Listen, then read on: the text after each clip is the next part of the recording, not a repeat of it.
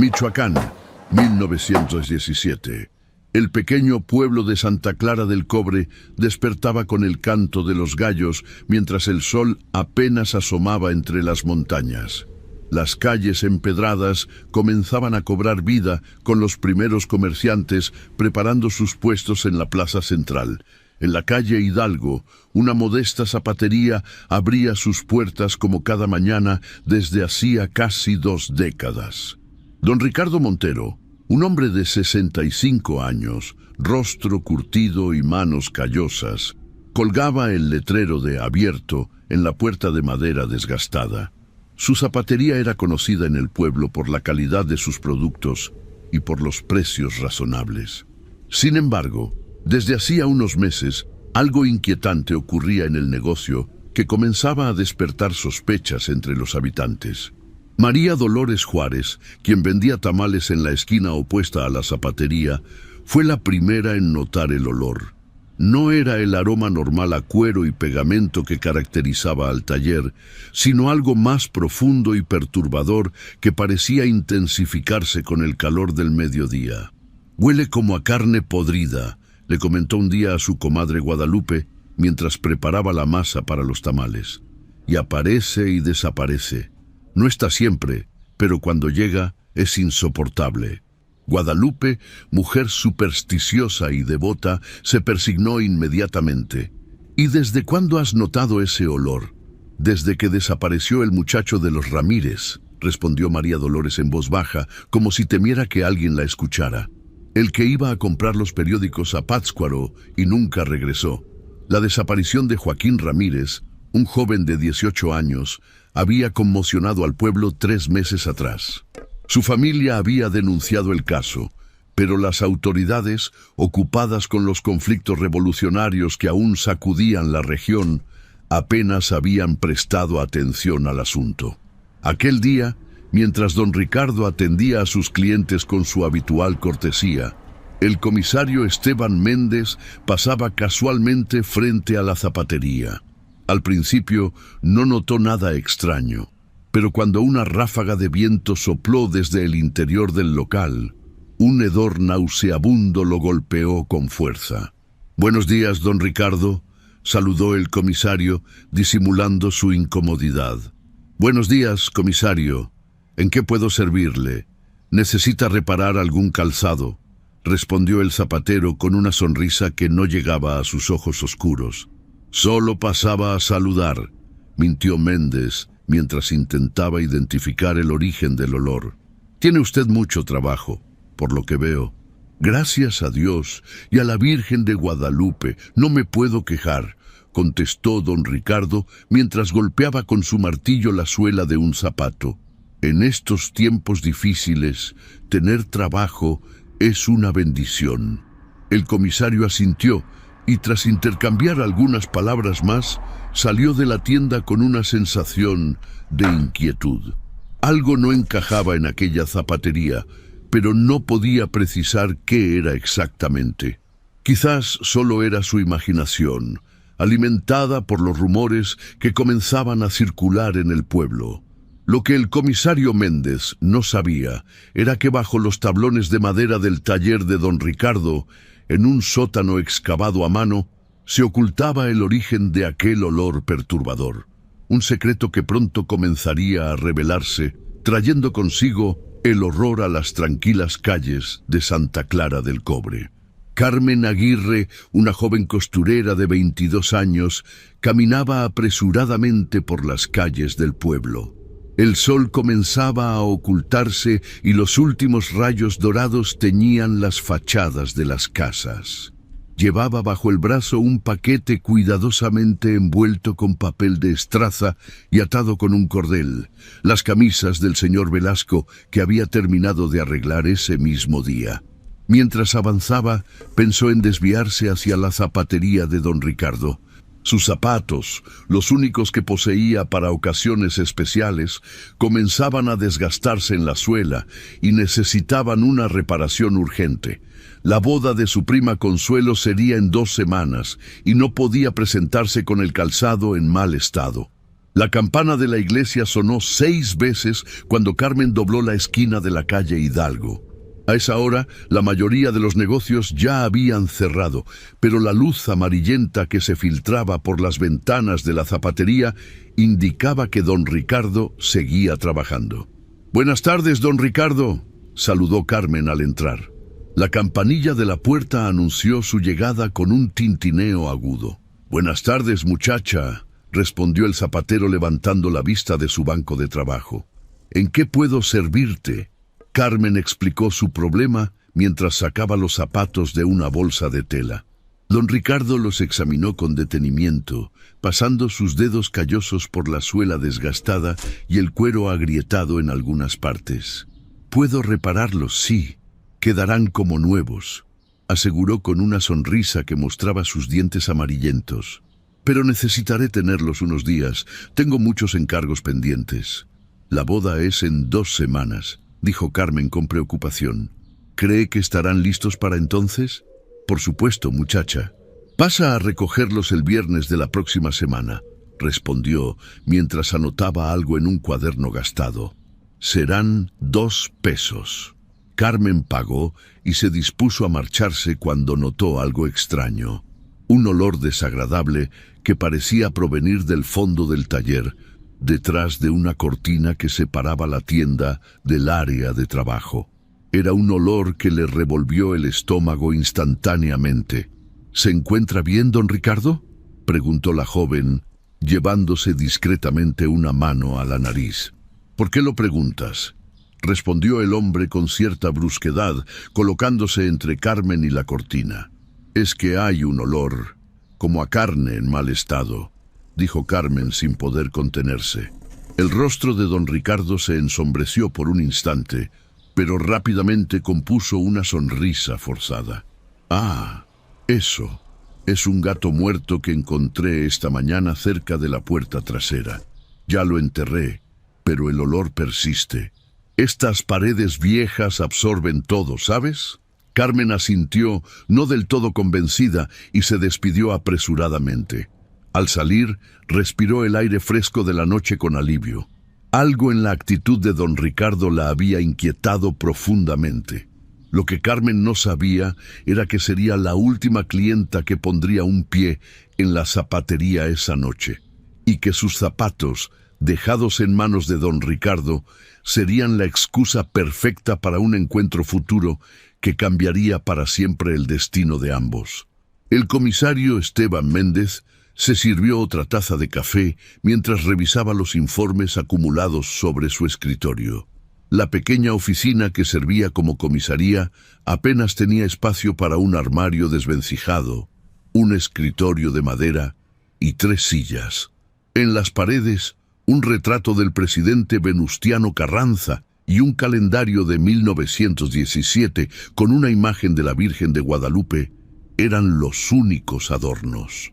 Méndez era un hombre práctico que había asumido el cargo de comisario tras la muerte de su predecesor durante un enfrentamiento con bandidos el año anterior. A sus 45 años había visto suficiente violencia durante la Revolución como para desear únicamente la tranquilidad para su pueblo. Un golpe en la puerta interrumpió sus pensamientos. Era Tomás Garza, un joven que trabajaba como ayudante en la comisaría. «Comisario, acaba de llegar la señora Ramírez», anunció Tomás. «Insiste en hablar con usted sobre su hijo desaparecido». Méndez suspiró. Dolores Ramírez visitaba la comisaría al menos una vez por semana desde la desaparición de su hijo Joaquín, siempre con la misma súplica, que no abandonaran la búsqueda. «Hazla pasar», indicó el comisario, preparándose mentalmente para la conversación. Dolores Ramírez entró con paso decidido. A pesar del dolor evidente en sus ojos, mantenía una dignidad que el comisario admiraba profundamente. «Buenos días, comisario», saludó la mujer, sentándose sin esperar invitación. «Vengo porque tengo información nueva sobre mi Joaquín». Méndez se inclinó hacia adelante, súbitamente interesado. «¿Qué tipo de información, doña Dolores?»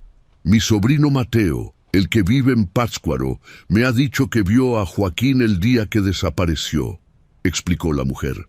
Dice que lo vio hablando con don Ricardo, el zapatero, cerca de la estación. Parecían discutir por algo.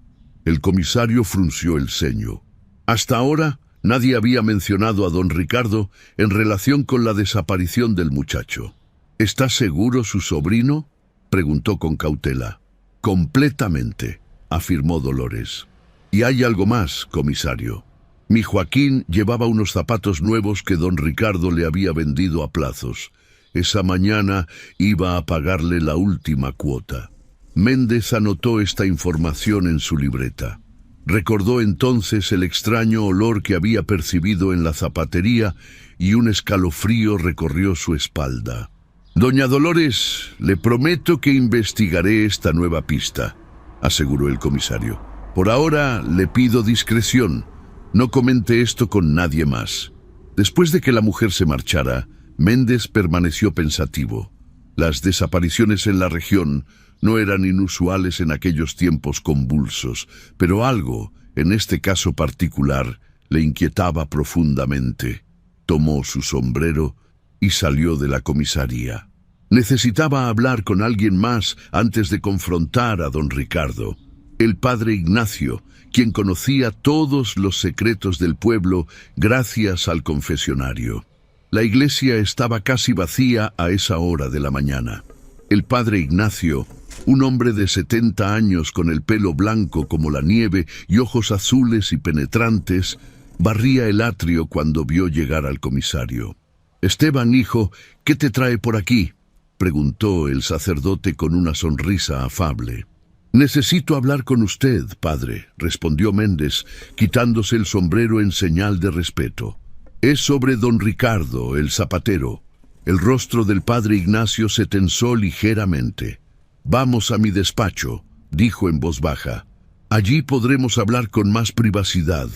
Una vez en la pequeña habitación contigua a la sacristía, el sacerdote cerró la puerta y se santiguó antes de sentarse. «¿Qué quieres saber sobre Ricardo Montero?», preguntó directamente. «¿Cuánto tiempo lleva en el pueblo? Sé que estaba aquí cuando yo llegué hace 10 años, pero no mucho más». «Ricardo llegó a Santa Clara en 1898», explicó el padre. «Vino de Guadalajara, según dijo. Abrió su zapatería poco después y siempre ha sido un feligrés, discreto». «¿Ha notado algo extraño en él últimamente, padre?», presionó el comisario. El sacerdote guardó silencio por unos momentos, como si librara una batalla interna.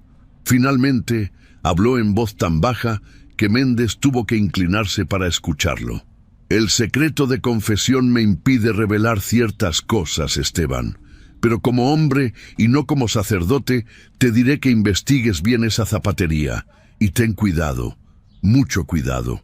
La tarde caía sobre Santa Clara del Cobre cuando el comisario Méndez regresó a la comisaría.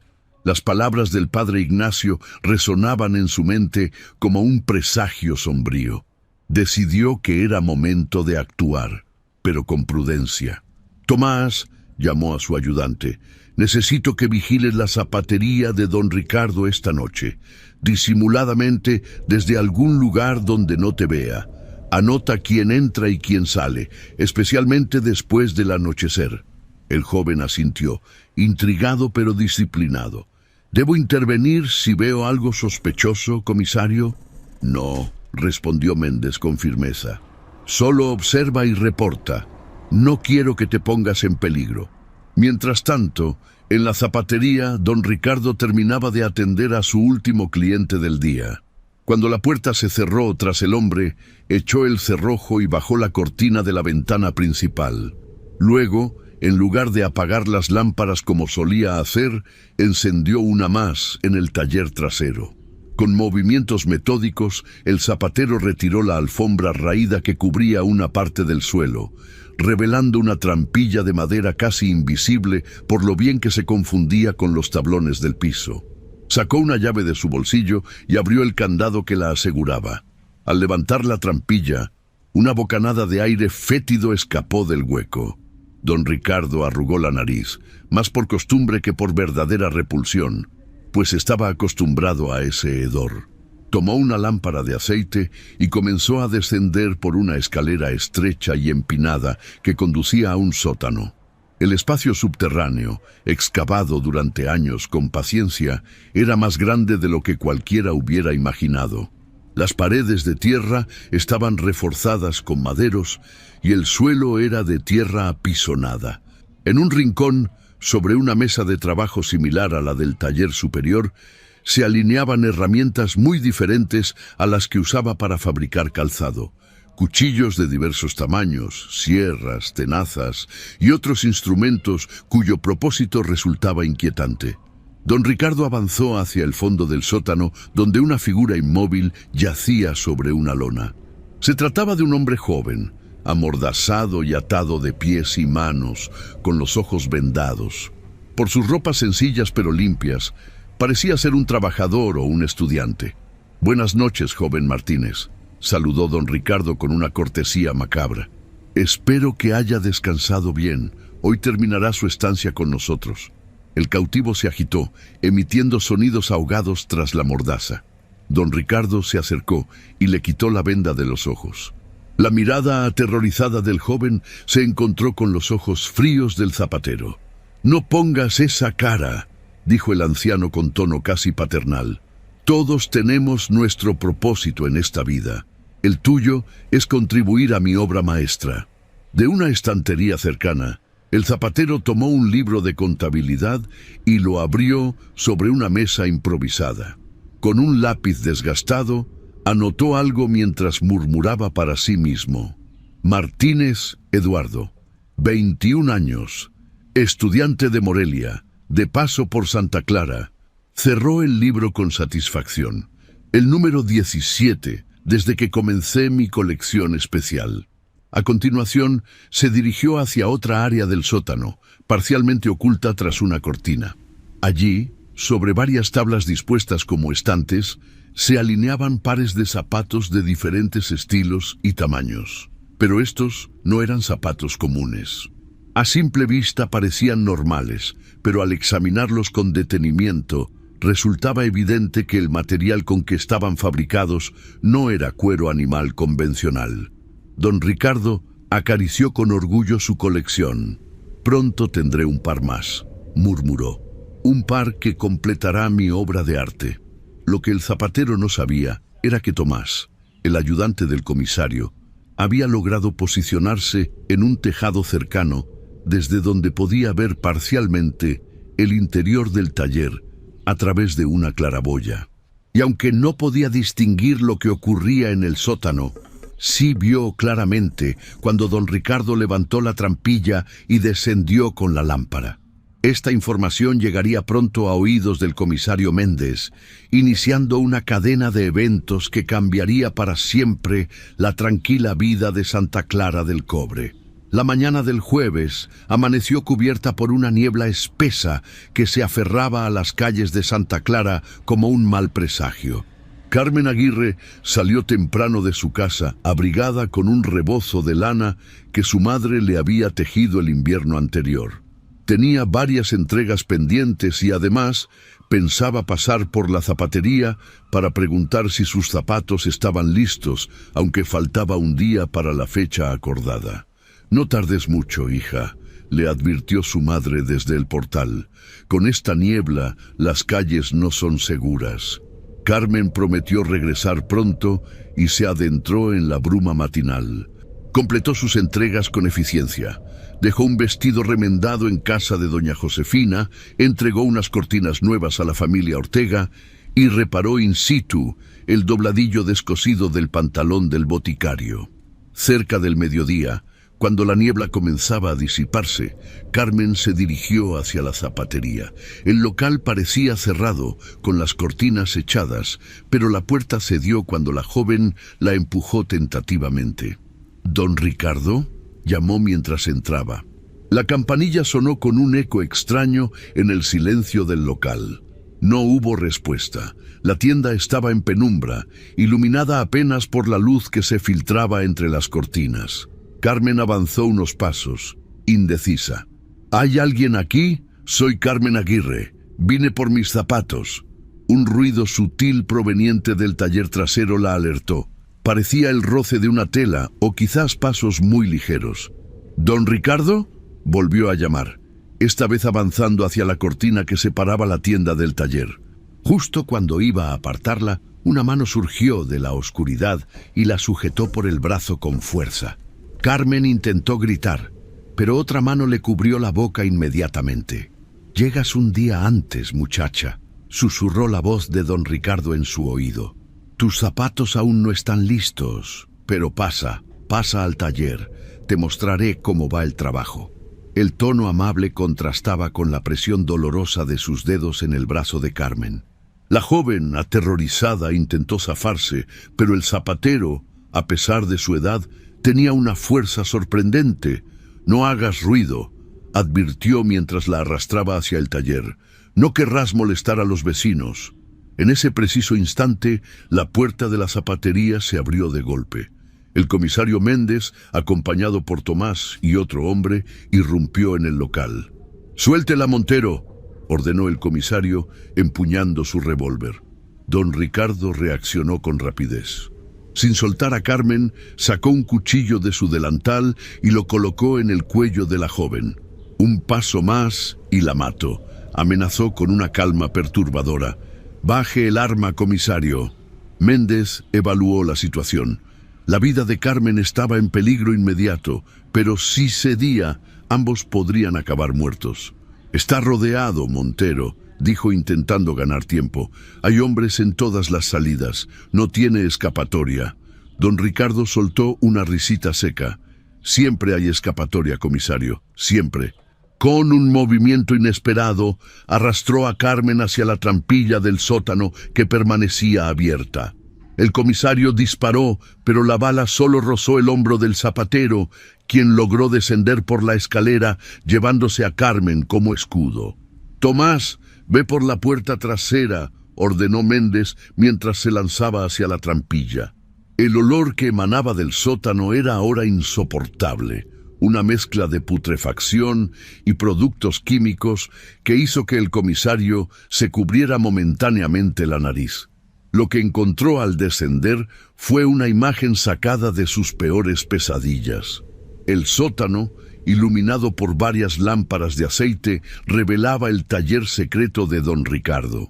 En las paredes colgaban pieles curtidas que a primera vista podrían parecer de animales.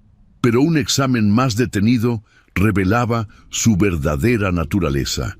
«Dios mío», murmuró el comisario, comprendiendo de golpe el origen del cuero que don Ricardo utilizaba para sus afamados zapatos. Al fondo del sótano, el zapatero mantenía a Carmen contra la pared, el cuchillo aún en su garganta. Junto a ellos, atado en el suelo, yacía un joven que Méndez reconoció como Eduardo Martínez, reportado como desaparecido 3 días atrás. «Baje el arma, comisario», repitió don Ricardo, «o ella se unirá a mi colección especial». El comisario Méndez mantuvo el revólver apuntando hacia don Ricardo, pero la situación era extremadamente delicada. Carmen temblaba visiblemente, con el filo del cuchillo presionando su garganta lo suficiente como para dibujar una delgada línea roja. «No cometas una locura, Ricardo», dijo Méndez, bajando ligeramente el arma para aparentar cooperación. «Ya no hay salida. Tomás y otros hombres están rodeando el lugar. Si sueltas a la muchacha ahora, hablaré en tu favor ante el juez». Don Ricardo esbozó una sonrisa torcida que revelaba unos dientes amarillentos. Sus ojos, antes opacos y anodinos, brillaban ahora con una intensidad febril. «¿Hablar en mi favor?», soltó una carcajada breve y áspera. «¿Qué dirá, comisario? ¿Que solo maté a 16 personas? ¿Que soy un artista incomprendido?» Con un movimiento de su mano libre, señaló hacia los estantes donde se alineaban los zapatos de su macabra colección. «Cada par cuenta una historia, comisario», continuó con un tono casi orgulloso. «El arte requiere sacrificios, no lo sabía. El cuero común no tiene vida, no tiene historia, pero este material especial contiene el alma de quien lo portaba». Méndez, Aprovechó que don Ricardo parecía absorto en su perturbadora explicación para acercarse imperceptiblemente. Necesitaba ganar más tiempo. ¿Cuándo empezó todo esto, Ricardo?, preguntó, genuinamente interesado en entender cómo un hombre aparentemente común podía transformarse en un monstruo semejante. El zapatero entrecerró los ojos, como recordando. Su agarre sobre Carmen se aflojó ligeramente, aunque el cuchillo seguía peligrosamente cerca de su cuello. En Guadalajara, hace más de 20 años, respondió tras una pausa. Yo era un simple aprendiz, trabajaba para un viejo maestro zapatero. Un día un hombre rico trajo la piel de un tigre que había cazado en la India. Quería que le hiciéramos zapatos con ella. Don Ricardo hizo una pausa, perdido en sus recuerdos. Esos zapatos eran magníficos. La textura, el brillo, pero cuando los terminamos me di cuenta de que algo faltaba. El tigre había muerto sin gloria, sin propósito. Su piel no tenía alma. ¿Y por eso comenzaste a matar personas?, preguntó Méndez, horrorizado, pero necesitando mantener la conversación. Mi primer donante fue un vagabundo que nadie extrañaría, continuó don Ricardo, ahora completamente absorto en su relato. Hice un par de guantes con su piel. Eran hermosos, flexibles, cálidos. Podía sentir su vida en ellos. Después vinieron otros, siempre forasteros, personas de paso, gente que nadie buscaría. Carmen sollozaba en silencio mientras el zapatero seguía hablando. Méndez vio por el rabillo del ojo que Tomás aparecía silenciosamente por una puerta lateral del sótano, oculta tras unas cortinas. El ayudante llevaba un garrote en la mano y avanzaba cautelosamente. En Guadalajara se volvió peligroso continuar, prosiguió don Ricardo. Demasiados ojos, demasiadas preguntas. Por eso vine a Santa Clara, un pueblo pequeño, con viajeros que pasan hacia Pátzcuaro o Morelia. Ideal para mi trabajo. ¿Y Joaquín Ramírez?, preguntó el comisario. ¿Por qué él? Era del pueblo, la gente lo conocía, su madre lo buscó. Los ojos de don Ricardo se oscurecieron. Un error de cálculo. El muchacho vio algo que no debía ver cuando vino a pagarme los zapatos. Intentó huir. No tuve opción. Mientras hablaba, Tomás se había acercado lo suficiente. Méndez hizo un gesto casi imperceptible con la cabeza y, en un movimiento coordinado, disparó al aire para distraer a don Ricardo, mientras su ayudante golpeaba al zapatero en la cabeza con el garrote.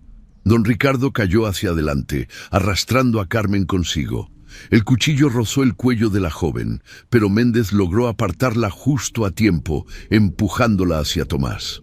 «¡Sácala de aquí!», ordenó mientras inmovilizaba a don Ricardo, que ya recuperaba la conciencia y se debatía con una fuerza sorprendente. Tomás condujo a Carmen hacia la escalera, pero la joven se detuvo al recordar al otro cautivo. «¡El muchacho!», exclamó señalando a Eduardo Martínez, que seguía atado en el suelo, ahora completamente consciente y con los ojos desorbitados por el terror. Mientras Tomás liberaba al joven, Méndez luchaba por mantener controlado a don Ricardo. El zapatero, a pesar del golpe, se retorcía como una serpiente tratando de alcanzar alguna de sus herramientas. «Se acabó, Ricardo», gruñó el comisario, asegurando finalmente las manos del criminal con unas esposas. «Ya no harás más daño». Don Ricardo, viendo que estaba vencido, dejó de resistirse. Una sonrisa inquietante se dibujó en su rostro mientras miraba directamente a los ojos del comisario. «Esto no ha terminado», murmuró. «Mi obra maestra aún no está completa». La sala del juzgado municipal de Santa Clara del Cobre, normalmente tranquila y semivacía, rebosaba de gente aquel martes de julio. Nunca antes en la historia del pueblo se había visto un caso semejante, y los habitantes no querían perderse ni un detalle del juicio contra Ricardo Montero, ahora conocido en toda la región como el zapatero asesino. El juez Augusto Varela, un hombre de 60 años con fama de severo y justo, presidía la sesión desde un estrado elevado. A su derecha, el fiscal del distrito, enviado especialmente desde Morelia, dada la gravedad del caso, organizaba sus notas. A la izquierda, un abogado de oficio representaba a don Ricardo, más por formalidad que por convicción.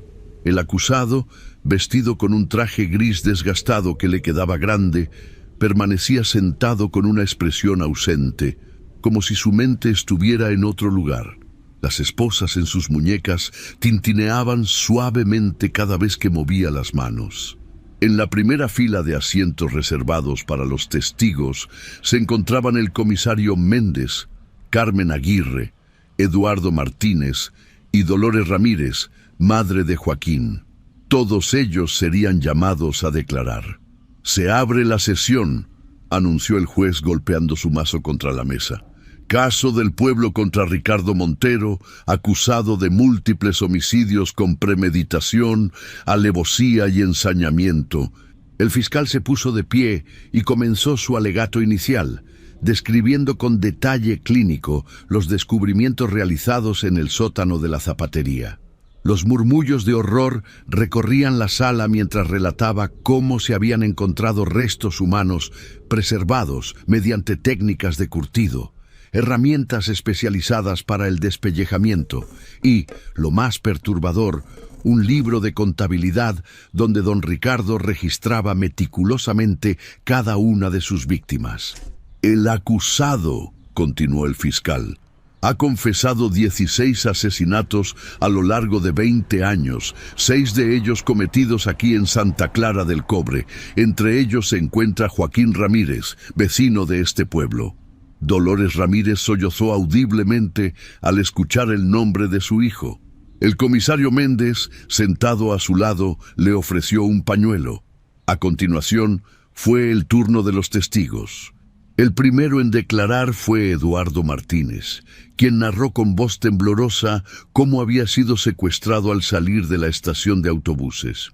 «Me ofreció indicaciones para llegar a la posada», explicó el joven. «Cuando me acerqué, sentí un golpe en la cabeza. Desperté en ese lugar horrible, atado y amordazado». Carmen Aguirre declaró después, describiendo su experiencia en la zapatería y cómo el comisario Méndez la había salvado en el último momento. Su testimonio era particularmente valioso, pues era la única que había escuchado la confesión completa de don Ricardo antes de su captura. Cuando llegó el turno del comisario, este presentó las pruebas materiales: el libro de contabilidad, fotografías del sótano, las herramientas ensangrentadas y, lo más impactante, varios pares de zapatos confeccionados con piel humana, cada uno etiquetado con un número que correspondía a una entrada en el libro. «Al examinar el sótano», explicó Méndez, «encontramos restos parciales de al menos 10 personas diferentes. Los demás cuerpos, según la confesión del acusado, fueron enterrados en diversos lugares de la región a lo largo de los años». El juez Varela, visiblemente afectado a pesar de su experiencia, pidió al abogado defensor que presentara sus alegatos. El hombre, claramente incómodo con su papel, apenas pudo balbucear una débil alegación de trastorno mental para su cliente. Entonces, inesperadamente, don Ricardo solicitó hablar. El juez, tras consultar con el fiscal, le concedió la palabra. El zapatero se levantó lentamente, sus esposas tintineando en el súbito silencio de la sala. Recorrió con la mirada a los presentes, deteniéndose brevemente en Carmen y en el comisario. «No voy a negar nada de lo que se ha dicho», comenzó con voz clara y firme. «Soy culpable de todo lo que se me acusa y más. Maté a esas personas, utilicé sus pieles para crear arte. Un arte que ustedes, simples mortales, jamás podrían comprender». Un murmullo de indignación recorrió la sala. El juez golpeó su mazo para imponer silencio.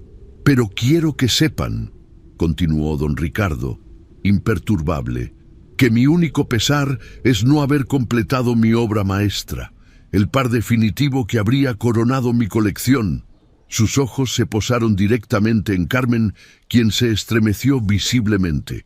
La piel joven y tersa, especialmente de mujeres jóvenes, produce el cuero más suave y flexible. Habría sido mi mejor creación.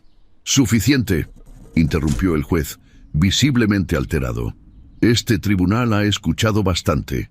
El acusado será devuelto a su celda mientras el tribunal delibera la sentencia». Mientras los guardias se llevaban a don Ricardo, este miró una última vez hacia el comisario Méndez y sonrió con una serenidad perturbadora.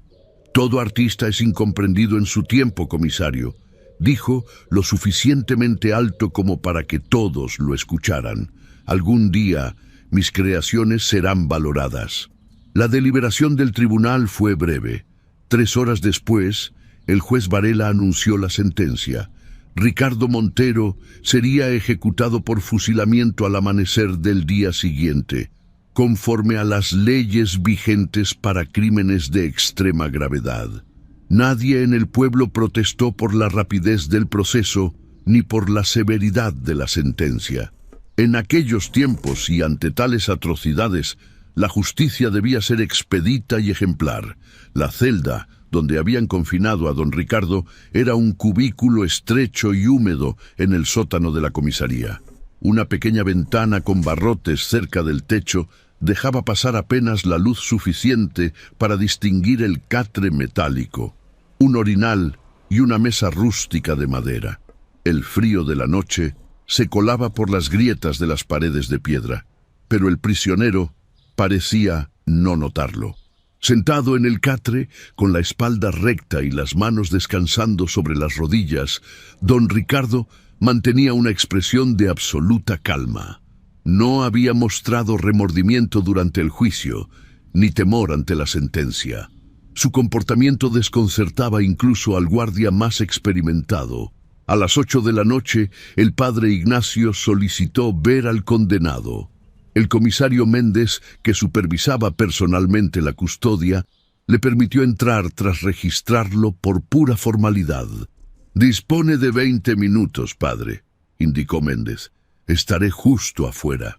El anciano sacerdote asintió y entró en la celda. Don Ricardo levantó la vista y sonrió al verlo. «Padre Ignacio, qué agradable sorpresa». Saludó como si estuvieran en una reunión social y no en una celda de condenado a muerte. «¿Viene a salvar mi alma?». El sacerdote se santiguó y tomó asiento en la única silla disponible frente al preso. Sus ojos azules, habitualmente bondadosos, mostraban una dureza inusual. «Ricardo», comenzó con voz grave, «he venido a ofrecerte la posibilidad de la confesión y el arrepentimiento. En pocas horas enfrentarás a Dios y tu alma cargará con el peso de 16 vidas inocentes». Don Ricardo soltó una risita seca. «Padre, usted y yo sabemos que mi alma está más allá de la salvación. ¿No es eso lo que piensa? ¿Que soy un monstruo?». «Pienso que eres un hombre», respondió el sacerdote con firmeza. «Un hombre que ha cometido actos terribles, sí, pero un hijo de Dios, como todos nosotros. La misericordia divina es infinita para aquellos que se arrepienten sinceramente». El zapatero guardó silencio por unos momentos, como si considerara las palabras del sacerdote. Luego, sorprendentemente, su rostro se transformó. La máscara de serenidad inquietante que había mantenido hasta entonces se derrumbó, revelando una expresión de angustia. «¿Sabe cuándo cometí mi primer asesinato, padre?», preguntó con voz quebrada. «Tenía 12 años. Mi padre era curtidor en Guadalajara, un hombre cruel que disfrutaba golpeándome hasta dejarme inconsciente.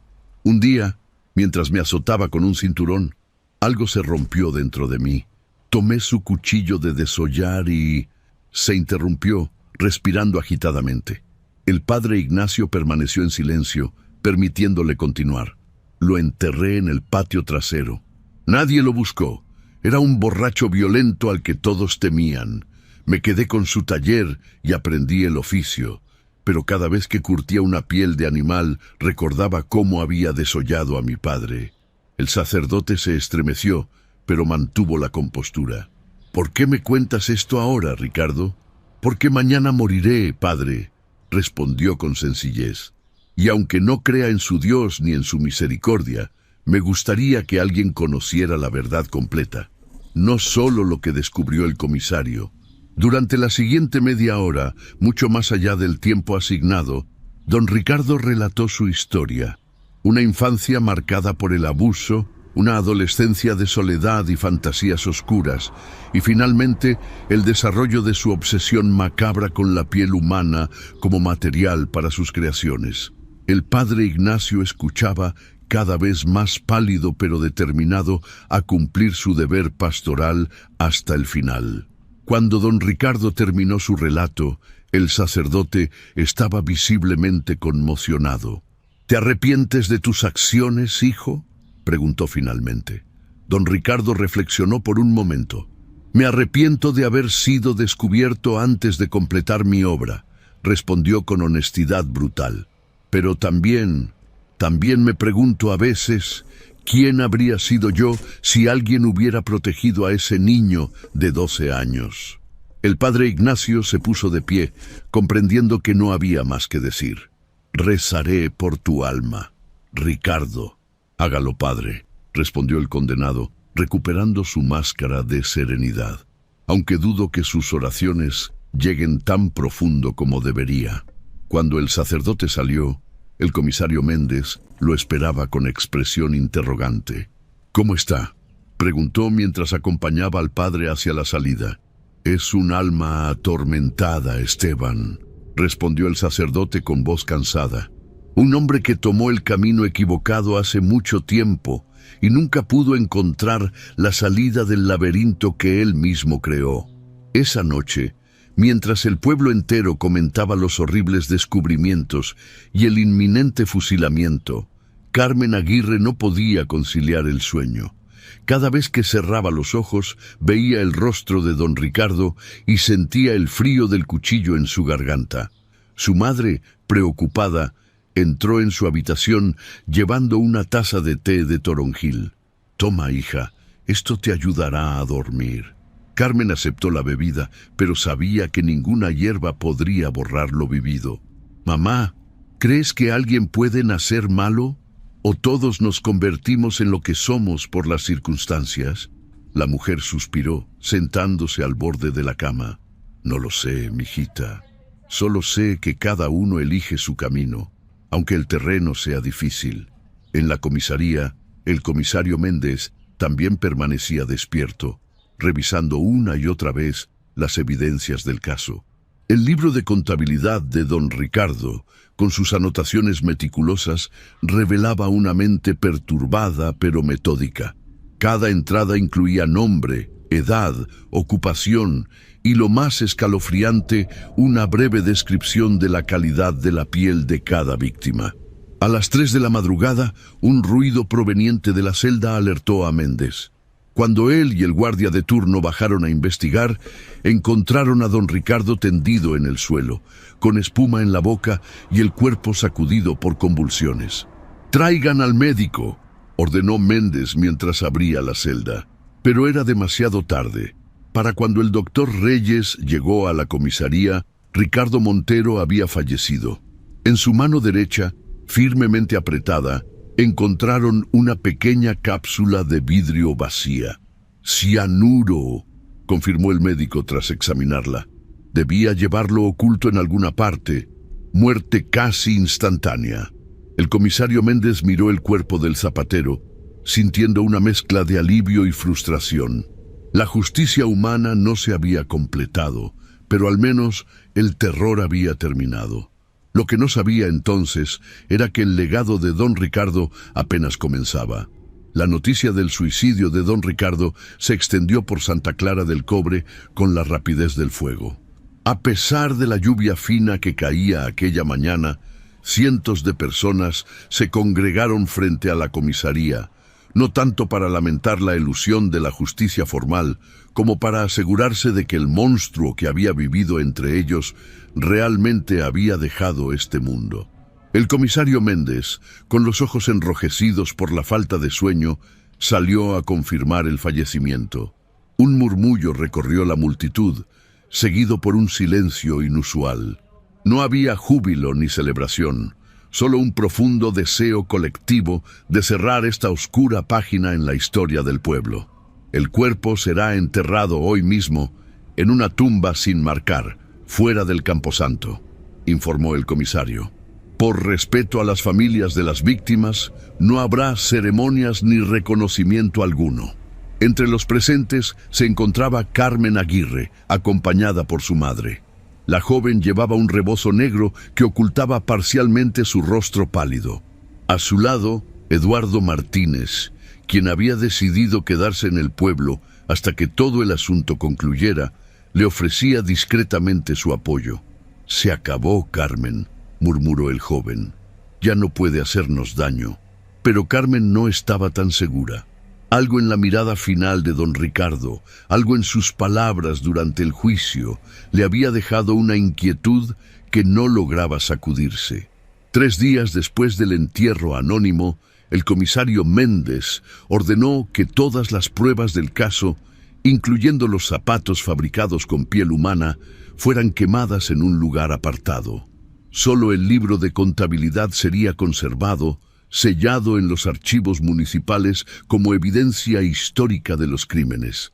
La zapatería fue tapiada, con sus puertas y ventanas cubiertas con tablones de madera clavados de forma cruzada. Nadie quería comprar o alquilar el local, y el ayuntamiento decidió que permanecería así indefinidamente como un recordatorio silencioso. La vida en Santa Clara comenzaba lentamente a recuperar su ritmo normal.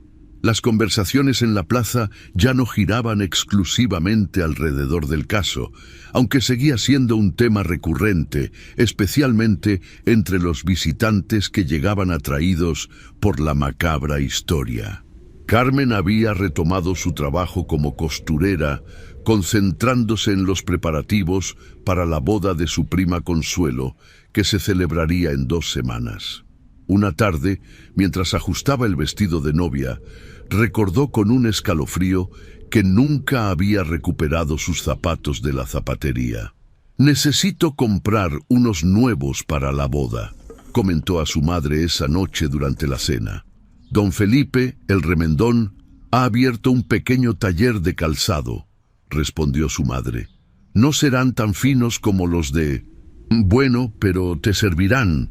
Al día siguiente, Carmen visitó el modesto taller de don Felipe, un hombre mayor y bondadoso que había trabajado toda su vida reparando zapatos, pero nunca fabricándolos hasta ahora. «No tengo mucha variedad, señorita Carmen», se disculpó el anciano, «pero estos podrían quedarle bien». Le mostró un par de zapatos sencillos de cuero marrón, con un pequeño tacón. Carmen los probó y, aunque no eran exactamente lo que buscaba para una ocasión especial, eran cómodos y asequibles. «Los llevaré», decidió, entregando el dinero. Don Felipe los envolvió en papel y se los entregó con una sonrisa. «Que los disfrute, señorita. Y si necesitan algún ajuste, no dude en volver». Al salir del taller, Carmen se encontró con el comisario Méndez, quien parecía haber envejecido años en pocos días. Las ojeras marcaban sus ojos y su rostro mostraba una fatiga profunda. «Buenos días, Carmen», saludó el hombre intentando sonreír. «¿Cómo se encuentra?» «Mejor, comisario, gracias», respondió ella. «¿Y usted? No parece estar descansando bien». Méndez suspiró. «El caso sigue atormentándome. Hay algo que no termina de encajar». Carmen sintió un escalofrío. «¿A qué se refiere?» «Probablemente no sea nada», respondió el comisario, restando importancia a sus palabras. «Solo la intuición de un viejo policía». «¿Ha comprado zapatos nuevos?», preguntó, señalando el paquete que Carmen llevaba. «Sí, para la boda de mi prima. Los míos, ya sabe». Méndez asintió comprensivamente. «Por cierto, quería informarle que mañana trasladaremos todas las evidencias del caso para su destrucción, incluidos sus zapatos, los que dejó en la zapatería». «Me parece bien», dijo Carmen. «No querría volver a verlos». Se despidieron y Carmen regresó a casa con una sensación inquietante. Esa noche, Mientras ayudaba a su madre a preparar la cena, no podía dejar de pensar en la conversación con el comisario. A la mañana siguiente, Carmen se despertó con una extraña sensación de ansiedad. Mientras se vestía, miró el paquete con los zapatos nuevos que había comprado. Por alguna razón que no alcanzaba a comprender, sentía una inexplicable reticencia a abrirlo.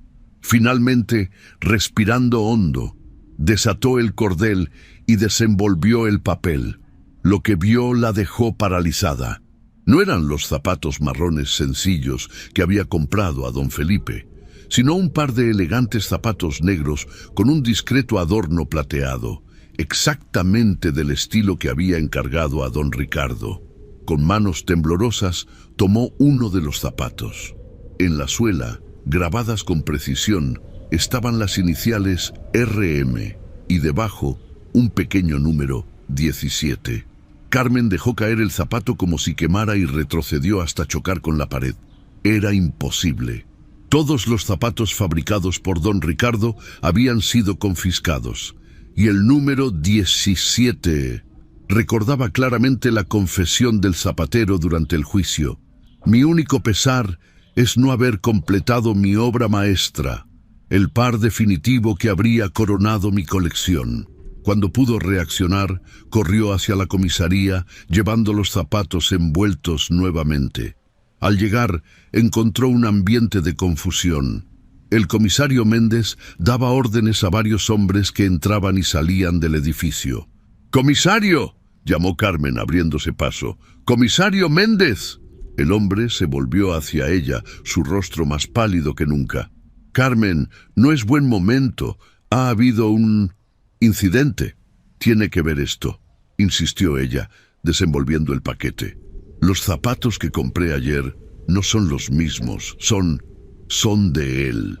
Méndez observó los zapatos y luego miró a Carmen con una expresión de horror creciente. «Esto es imposible», murmuró, tomando uno de los zapatos para examinarlo. Al ver las iniciales y el número, su rostro perdió el poco color que le quedaba. «¿Dónde está don Felipe?», preguntó abruptamente. «¿El remendón?» «En su taller, supongo», respondió Carmen, confundida por la reacción del comisario. «Tomás», llamó Méndez a su ayudante, «ve inmediatamente al taller de don Felipe. Trae al anciano aquí, pero no le digas por qué». Volviéndose hacia Carmen, el comisario habló en voz baja. «Ha habido un robo en la comisaría anoche. Alguien forzó el almacén donde guardábamos las evidencias del caso Montero.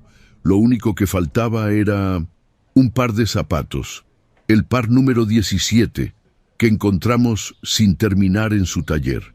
El taller de don Felipe estaba cerrado cuando Tomás llegó. La puerta tenía el cerrojo echado y las cortinas estaban corridas, algo inusual para esa hora de la mañana. El ayudante del comisario golpeó varias veces sin obtener respuesta. «¡Don Felipe!», llamó con fuerza. «Abra, por favor, es un asunto oficial». El silencio que siguió resultaba opresivo.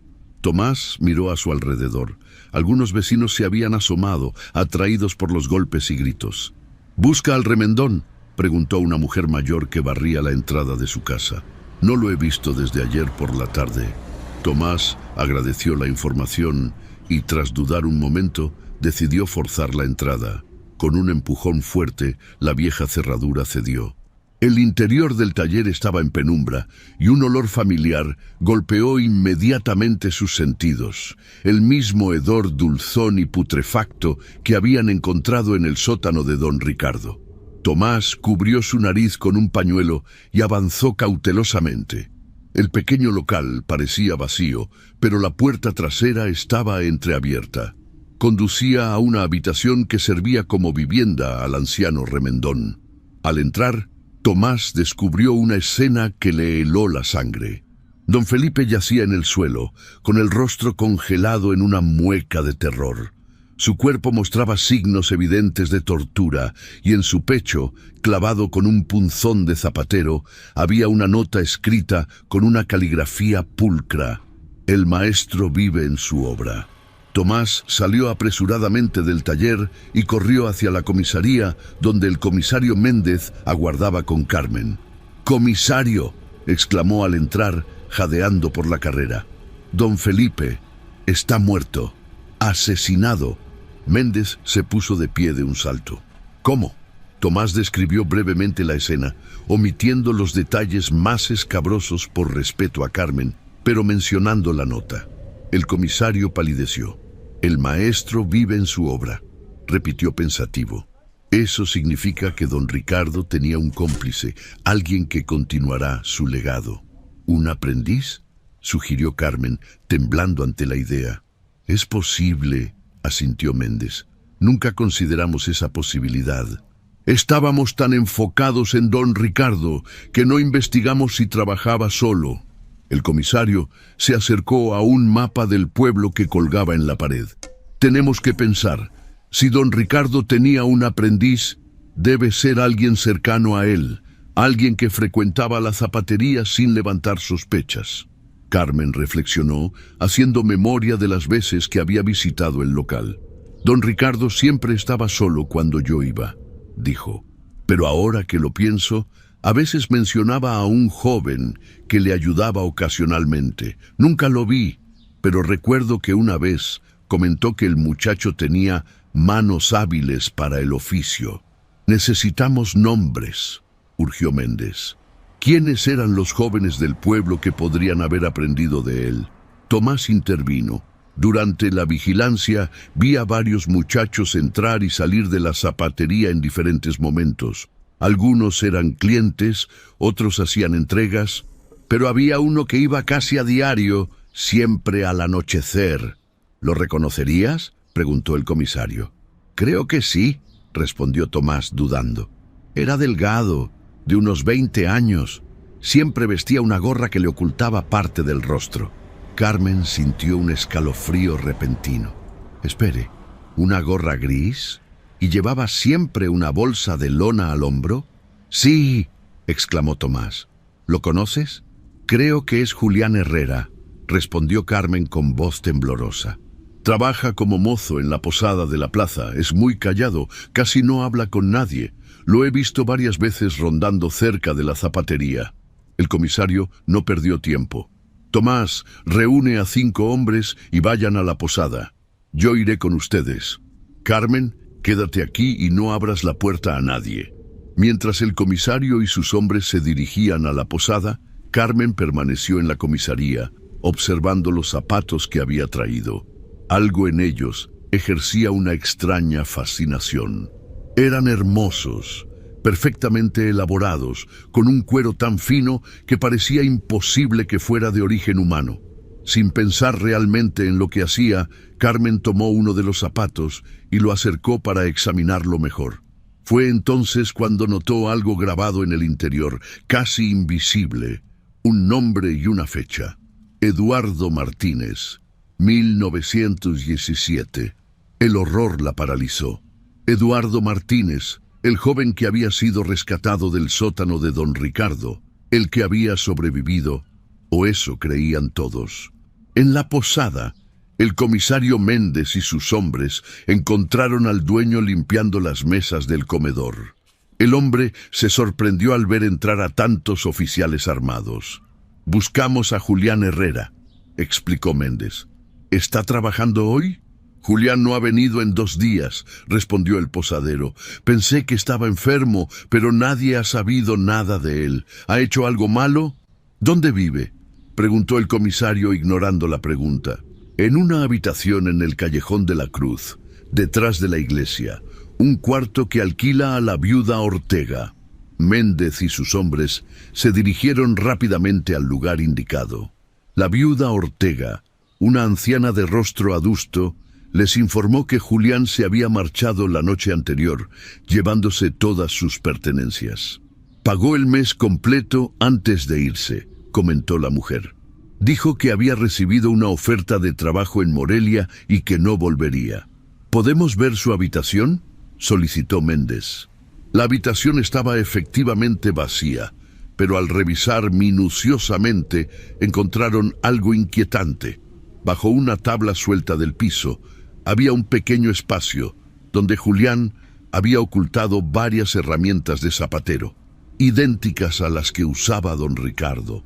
También encontraron un cuaderno con anotaciones detalladas sobre técnicas de curtido y patrones para zapatos. Era él, confirmó el comisario, hojeando el cuaderno. En las últimas páginas había un dibujo meticuloso de un par de zapatos etiquetados como obra maestra, dedicada al maestro. Junto al dibujo, una lista de nombres. Algunos estaban tachados, otros tenían marcas de interrogación.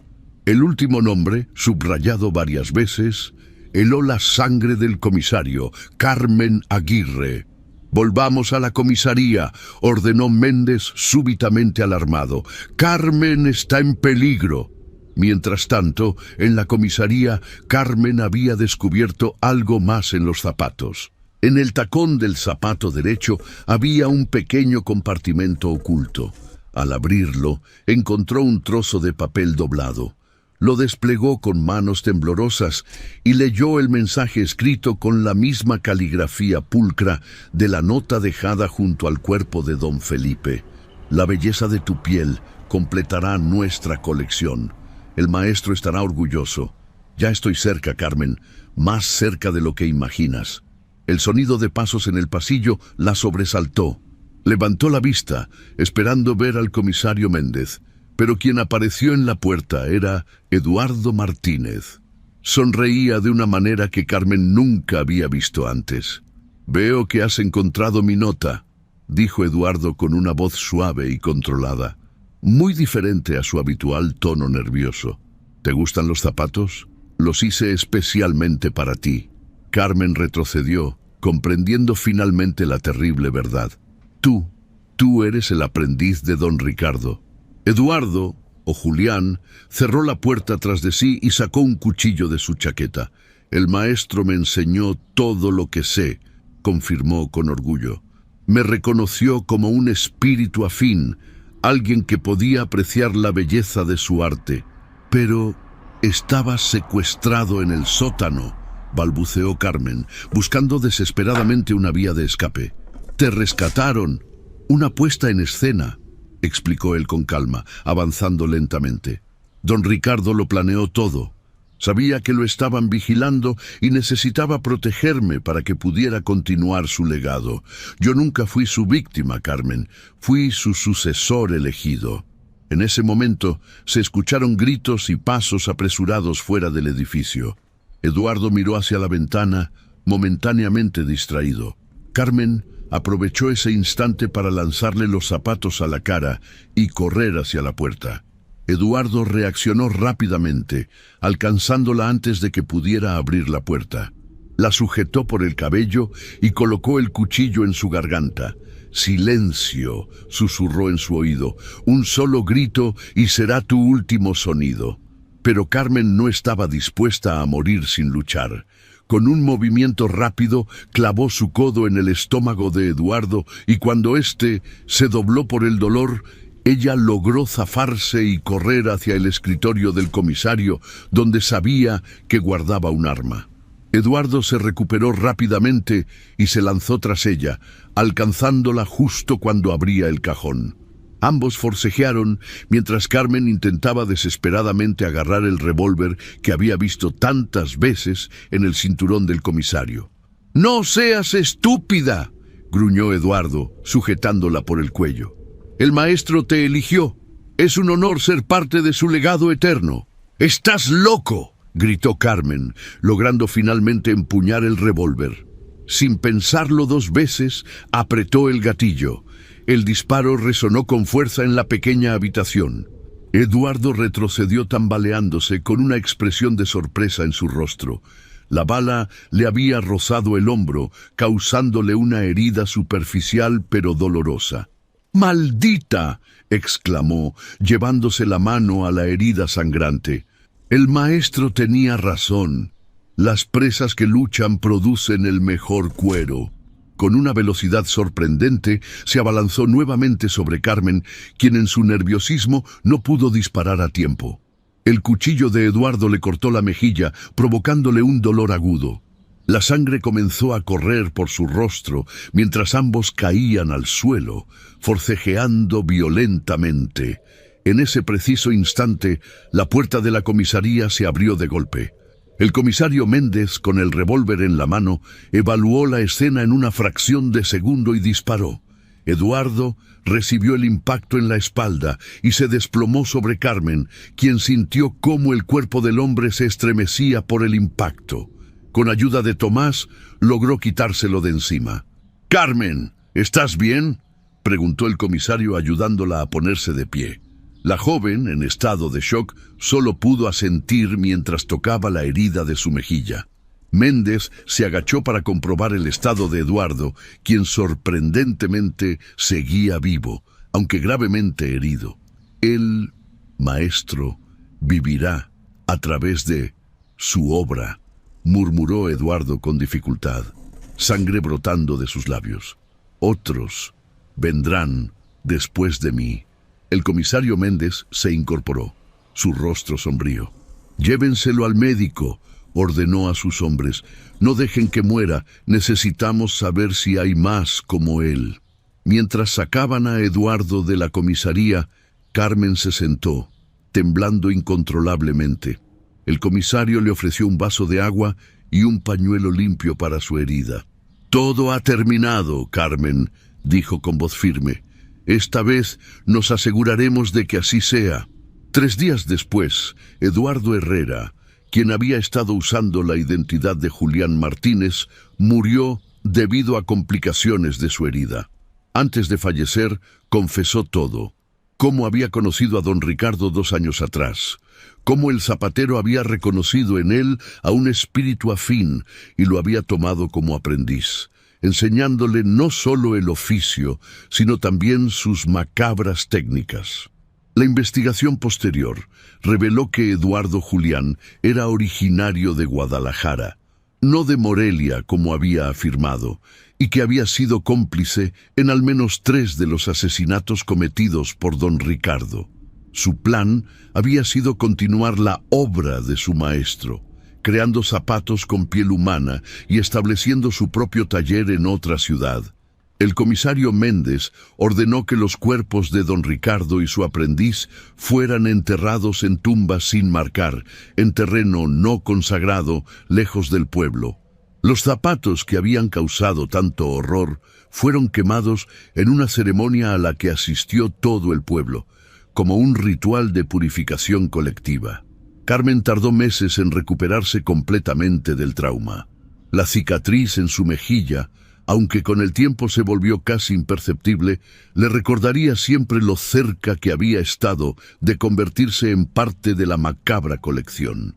1 año después, cuando finalmente se autorizó la demolición de la antigua zapatería de don Ricardo, los trabajadores encontraron, oculto en un hueco de la pared, un diario personal del zapatero asesino. En sus últimas páginas, don Ricardo había escrito: «Mi cuerpo morirá, pero mi espíritu vivirá en mi obra. He sembrado la semilla de mi arte en mentes receptivas. Algún día, en algún lugar, alguien continuará lo que yo comencé, y así la verdadera inmortalidad será mía».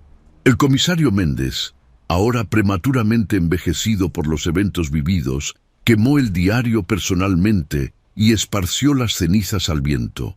Pero a veces, en las noches sin luna, cuando el viento soplaba desde las montañas, los habitantes de Santa Clara del Cobre juraban percibir, fugaz pero inconfundible, el olor a cuero recién trabajado mezclado con algo más, algo que preferían no nombrar. Y en ocasiones, algún viajero que pasaba por pueblos lejanos regresaba con historias inquietantes sobre un zapatero itinerante que vendía el calzado más fino jamás visto, zapatos de un cuero tan suave y flexible que parecía tener vida propia. Pero esas eran solo historias, se decían los habitantes de Santa Clara. Historias para asustar a los niños y mantenerlos lejos de los extraños. Porque la alternativa, que el legado de don Ricardo hubiera sobrevivido, era demasiado terrible para contemplarla. Sin embargo, Carmen Aguirre, cada vez que escuchaba esas historias, Tocaba instintivamente la cicatriz de su mejilla y recordaba las últimas palabras del aprendiz. Otros vendrán después de mí. Y en los días de mercado, cuando los comerciantes ambulantes extendían sus mercancías en la plaza, ella siempre se mantenía alejada de los vendedores de calzado, especialmente de aquellos que prometían zapatos tan cómodos que se amoldan a tus pies como una segunda piel.